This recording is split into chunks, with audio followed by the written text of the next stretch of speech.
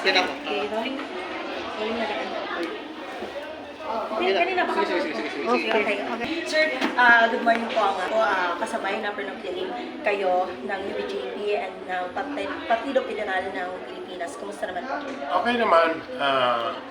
As of my party, sa local, dito sa region namin yung BJP. But in national, PAP coalition at saka lakas, nag-coalition po ang UBJP. Pero yun lang, ano ko lang kasi kagabi, tumawag ako sa mga senator. So hindi daw sila makadalo kaya doon sila sa Laguna. Sabi ko sayang masyado napakaraming tao. At ako rin hindi ko gi-expect na ganito, more than hundreds of thousand ang tao po.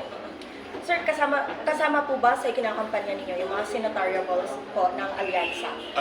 Yung sa Alyansa, hindi ko pa masyado maano kasi ang dami rin malalakas eh. Pero pipilitin natin na mananalo sila lahat. Sir, nung 28 nagsimula na po formal yung campaign period po sa local. Kumusta naman po yung pangangampanya? Doon sa amin po, sa aming bayan po, siguro ang tao na yung nag-campaign ngayon eh. Kasi nakita ng mga tao, constituent ng BARM, na nagkaisa po yung mga leader namin. Sir, bukod sa inyo, tumatakbo din po yung inyong kapatid, si former Congressman Toto Mangudadato.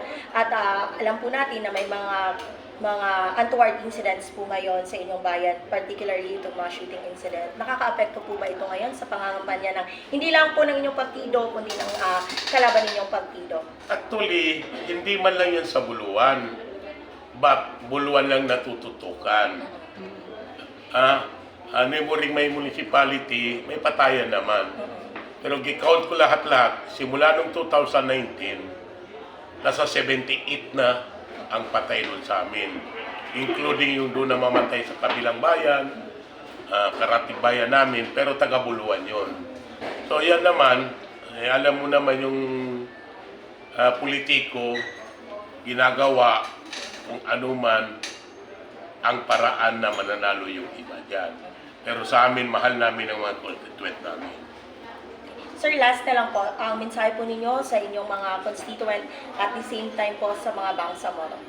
Dito, ito nga, as far as my concern for the Bangsamoro, sana magka-unite tayo, yung nanggagamit dyan, wag nang mapagamit. Kasi walang namamatay, tayo rin mga Bangsamoro dito.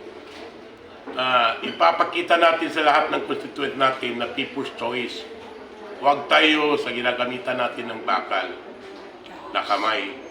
Sana po sa lahat po ninyo na mga aspirant, minority, na mga natin dito sa mga lumad natin, nagkakaisa po lahat-lahat. Itigil na po ang lahat ng pagbibiktima sa amin ng mga constituent ninyo. Kasi kami ang kawawa eh. Kami ang bumuboto. Kayo na mga leader namin, isa lang boto ninyo.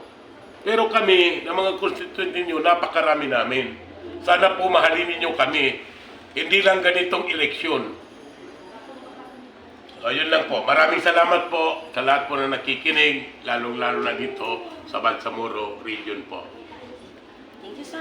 Thank you, sir. Assalamualaikum warahmatullahi wabarakatuh.